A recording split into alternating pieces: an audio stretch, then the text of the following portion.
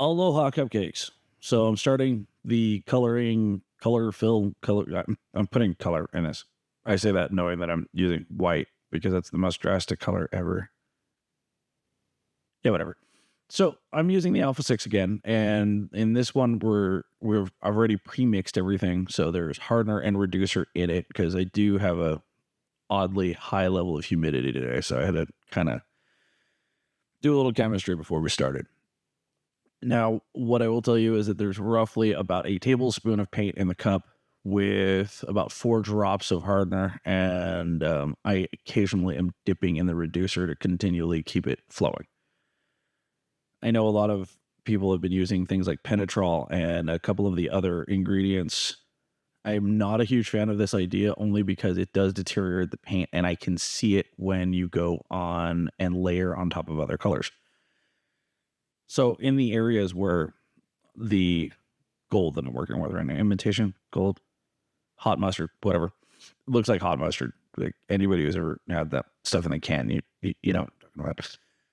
But whenever I'm working with this stuff and I notice any of the other flow enhancers, especially if it's not something that's necessarily branded or supported by the manufacturers, there's almost always some form of bleeding. Now, if you're only using it for pinstriping, you're probably good. But I do notice that there's a little bit of bleeding, especially when I get into some of the more modern paints. Like if you've got some older branded One Shot, or you've got that old can Rodens, the one with the white label on it, I don't think that stuff really has any impact on it, like negatively. But when you're dealing with some of the more modern paints, then basically anything that was produced in the last 7 or 8 years, I've noticed that there's a lot of bleeding and a lot of color distortion happening when you get 2 colors next to each other. Just something to think about. That's why I don't do it. That's why I'm using just reducer and hardener. Trying to keep things semi-simple. Now, another thing that I'm going to notice, and you probably can already see it, there's going to be a little bit of streaking in some of this. I honestly can't do anything for a couple of days. So the finished product in this video is going to have streaks in it. It's not complete because I'm going to have to go and actually do another layer behind everything. Yeah, well, I wanted to finish the video though, so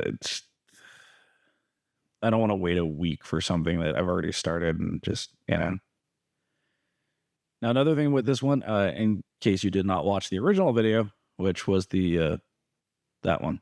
Hopefully, if I did this correctly, I am putting that on the screen for you. And if not, well, then it'll be in the comments or the description or somewhere in this. You'll be able to find it. It's YouTube. It's not that hard. But in the previous one, I was using the same brush. And the whole point of me doing this, because there are other brushes to use, there's tons of them. Go take a look at the rest of the brush videos I have. I have armies of brushes to work with, but I was trying to do this one because I wanted to see how long it takes me to do something like this in a very minimalistic sense of how I'm doing things. And this is really just me timing things. It's kind of how I know exactly how long it took me to do this, because I was kind of I wanted to know if this is something I can do live. So what that means is if I'm at a car show or something like that and someone wants one of these things, how quickly I can or cannot do it. Because few people wanted these things custom, and it's like, dude, I don't want to spend all day on this. Like, I'll freaking do one and ship it to you, but like do one while I'm at a show. It's like, can I do this? Is it? So that's why I'm throwing this one together. That's why it's designed the way that it is. So if you noticed earlier, and I don't think you can even see it at all anymore, I sketched this out real quick, just basic line structure on a piece of paper underneath the glass, and I've been kind of tracing around it. And once the black lines were done, I just kind of fill everything in. So now when it gets to this part, I just got tired of it. So I used a chisel brush. And honestly, let's just be real about this one. The chisel brush was not the best decision. So it's streaky. It doesn't do its thing correctly.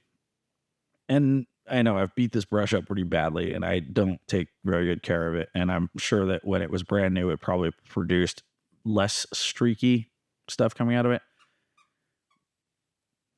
Yay, squeaky toys. So here's what it looks like. I know I got to go underneath it and redo it, but hope this helps. Good luck. Try it. Send me some messages. Let's see how you turned out. Stay moist, my friends.